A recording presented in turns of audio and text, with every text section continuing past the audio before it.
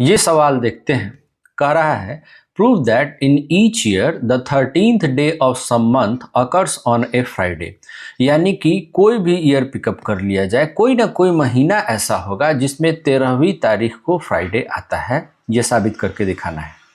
और इसमें हम लोगों को हर महीने में डेज की संख्या अलग अलग होती है, और लीप ईयर और नॉन लीप ईयर में तो फरवरी महीने में ही डेज की संख्या अलग अलग हो जाती है। तो इसलिए मैं पहले नॉन लीप ईयर मान करके चलता हूं। फिर हर महीने में डेज की संख्या लिखते चलते हैं।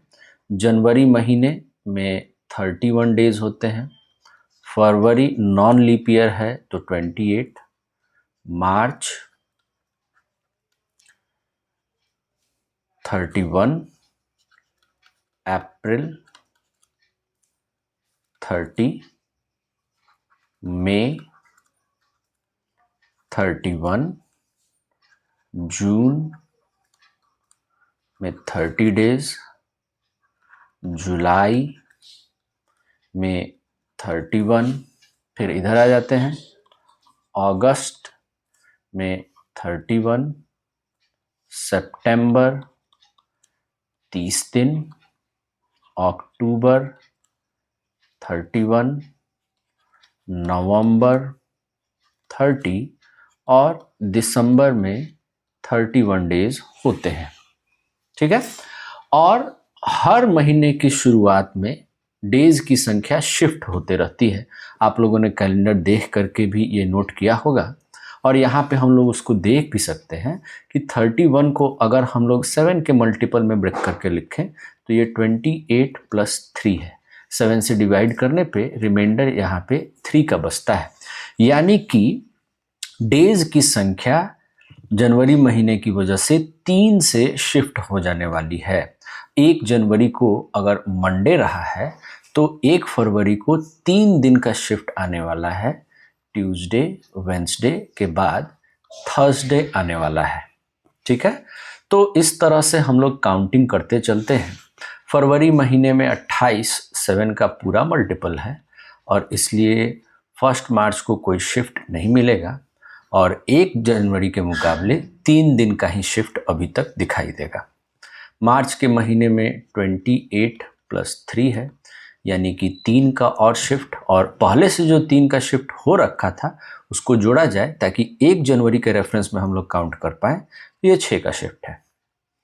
यानी कि 1 जनवरी को अगर मंडे रहा है तो 1 अप्रैल को 6 का शिफ्ट होकर के संडे रहेगा। चलिए 30 को 28 + 2 लिखेंगे।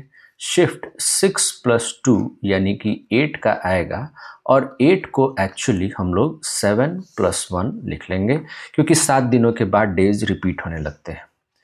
मई में 28 + 3 है, यानी कि 1 + 3 = 4 मिल जाएगा। जून 28 + 2 है, यानी कि 4 + 2 = 6 मिलेगा। जुलाई 28 + 3 है, तो 6 का शिफ्ट मिला हुआ था, और 3 का शिफ्ट और हो जाए तो ये 9 मिलता है, और 9 को हम लोग 7 + 2 लिख लेंगे। ठीक है। अगस्त महीने में अगर देखा जाए तो ये 28 + 3 है। 2 का शिफ्ट मिल चुका है 1 जनवरी के मुकाबले, 3 और आ गया तो टोटल शिफ्ट 5 का आ जाता है। ठीक है। मुझे यहाँ पे = नहीं लिख करके एरो देना चाहिए।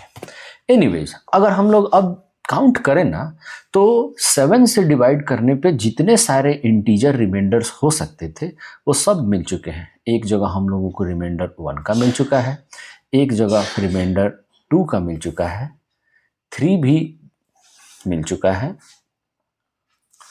4, 5 और 6 भी रिमाइंडर के रूप में मिल चुका है। तो यहाँ पे आप नोट कर सकते हैं कि अगर 13 जनवरी को फ्राइडे नहीं था, कोई भी दिन था, तो भी ये शिफ्ट करते करते अब तक कभी ना कभी एक बार फ्राइडे आ चुका होगा, और हम लोगों को सितंबर, अक्टूबर, नवंबर, दिसंबर महीने में जाकर के चेक करने की ज़रूरत भी नहीं दिखाई दे रही है। ठीक है। तो ये इस क्वेश्चन का सॉल्यूशन हुआ। मैंने नॉन लीप ईयर के लिए डिस्कशन किया है, अगर लीप ईयर होता तो ये आप अपने से ट्राई करके देखिएगा।